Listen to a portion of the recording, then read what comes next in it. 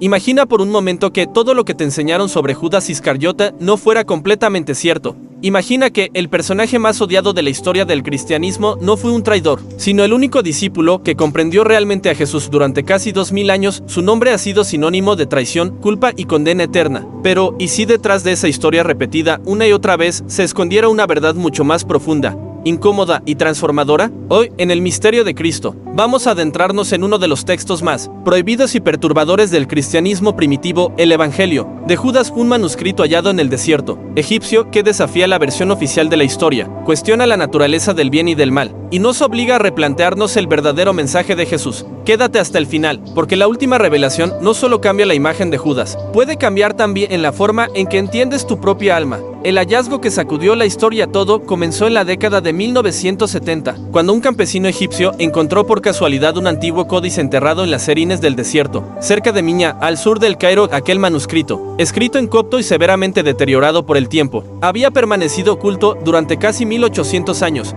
Cuando los expertos lograron restaurarlo y traducirlo, el impacto fue inmediato. Contenía un texto perdido, mencionado por antiguos teólogos como herético y peligroso. Era el Evangelio de Judas, pero este no era un evangelio como los demás. No narraba milagros ni parábolas para las multitudes.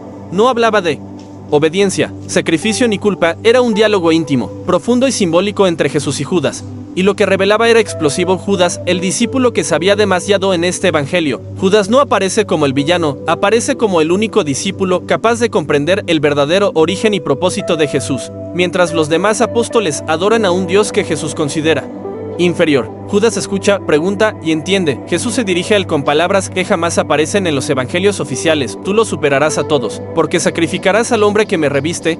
Esta frase encierra el corazón del mensaje gnóstico. Para esta corriente espiritual, el cuerpo no es la esencia del ser, sino una prisión temporal. El espíritu, en cambio, es una chispa divina atrapada en la materia. Judas no entrega a Jesús a la muerte, entrega su cuerpo para que el espíritu sea liberado. La cosmovisión gnóstica. Para comprender este evangelio, debemos entender el pensamiento gnóstico. Los gnósticos creían que el mundo material no fue creado por el Dios supremo, sino por entidades inferiores llamadas arcontes. Este mundo, según ellos, es imperfecto, ilusorio y engañoso. La verdadera divinidad no gobierna desde los cielos visibles, sino desde una dimensión de luz invisible. Jesús, en el Evangelio de Judas, no viene a morir por los pecados del mundo.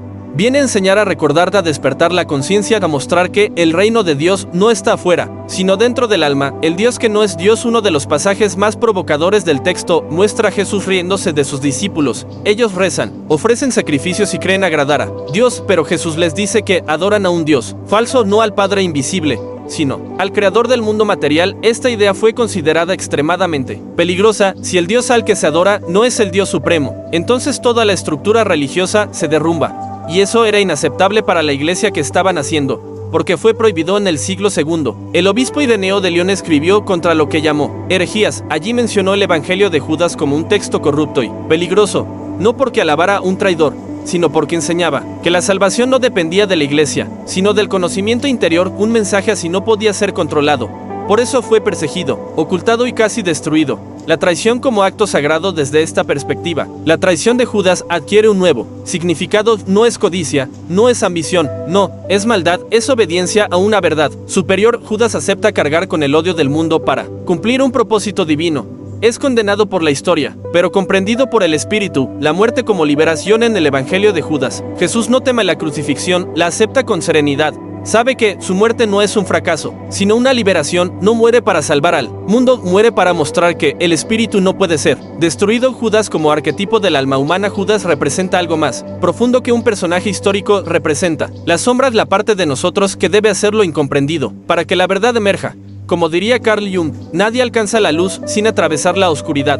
Judas es el espejo de nuestra propia lucha interior. El mensaje final. El Evangelio de Judas no busca reemplazar una fe, busca despertarla. Conciencia. Nos recuerda que la verdadera traición no es entregar a un maestro, es traicionar nuestra esencia, a olvidar quiénes somos. Cierre. Tal vez Judas no fue el traidor, tal vez fue el único que se atrevió a comprender, y tal vez al redimir su nombre, estamos redimiendo una parte olvidada de nuestra propia alma. Si este mensaje resonó contigo, suscríbete al Misterio de Cristo, porque la verdad no siempre es cómoda, pero siempre libera. Gracias por mirar.